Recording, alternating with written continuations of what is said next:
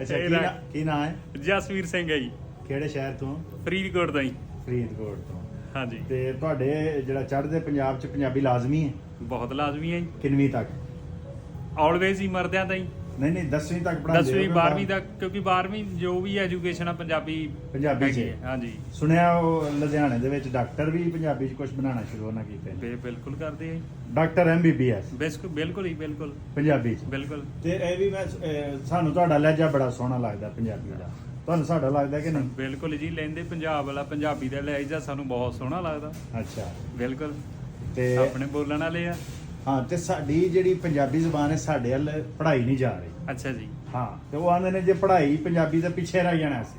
ਅੱਛਾ ਜੀ। ਇਸ ਗੁਲਾਮੀ ਦਾ ਤੁਸੀਂ ਕੀ ਜਵਾਬ ਦੇਣਾ ਚਾਹੋਗੇ? ਇਸ ਗੁਲਾਮੀ ਦਾ ਜਵਾਬ ਅਸੀਂ ਤਾਂ ਇਹ ਦੇਣਾ ਚਾਹੁੰਦੇ ਆ ਵੀ ਪੰਜਾਬੀ ਮੈਨੂੰ ਲੱਗਦਾ ਵੀ ਉਹ ਭਾਸ਼ਾ ਜਿਹੜੀ ਸਭ ਤੋਂ ਟੌਪ ਤੇ ਆ, ਤੇ ਜੇ ਆਪਾਂ ਉਹਨੂੰ ਕਹੀ ਜਾਈਏ ਵੀ ਇਹਦੇ ਕਰਕੇ ਆਪਣੀ ਤਰੱਕੀ ਨਹੀਂ ਹੋਣੀ ਜੇ ਪਿੱਛੇ ਰਹਿ ਜਾਾਂਗੇ, ਤੇ ਇਹ ਇੱਕ ਬਹੁਤ ਵੱਡੀ ਸ਼ਰਮਨਾਕ ਗੱਲ ਹੈ। ਗਲਤ ਗੱਲ। ਮੈਂ ਇਸ ਨੂੰ ਸ਼ਰਮਨਾਕ ਗੱਲ ਮੰਨਦਾ। ਜਿਹੜਾ ਬੰਦਾ ਆਪਣੀ ਮਾਂ ਬੋਲੀ ਬਿਲਕੁਲ ਜੀ ਬਿਲਕੁਲ। ਉਹ ਖੱਟੇਗਾ ਕੀ ਕਰੇਗਾ ਕੀ?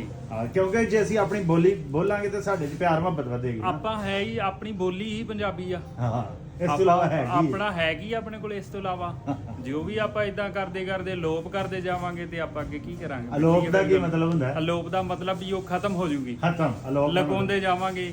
ਬੋਲਣ ਤੋਂ ਝਿਜਕਾਂਗੇ, ਪੰਜਾਬੀ ਬੋਲਣ ਤੋਂ ਝਿਜਕਾਂਗੇ। ਉਹ ਫਿਰ ਹੌਲੀ ਹੌਲੀ ਬੰਦਾ ਉਦਾਂ ਦੇ ਉਹਨਾਂ ਦੇ ਵਾਤਾਵਰਨ 'ਚ ਢਲਦਾ ਫਿਰ ਦੂਜੀ ਭਾਸ਼ਾ ਬੋਲੂਗਾ, ਪੰਜਾਬੀ ਲੋਪ ਹੀ ਹੋ ਜਾਣੀ। ਮੁੱਕ ਜੇ। ਖਤਮ ਹੋ ਜਾਏਗੀ। ਬਹੁਤ ਸ਼ੁਕਰੀਆ ਜੀ। ਕੋਈ ਨਹੀਂ ਭਾਜੀ।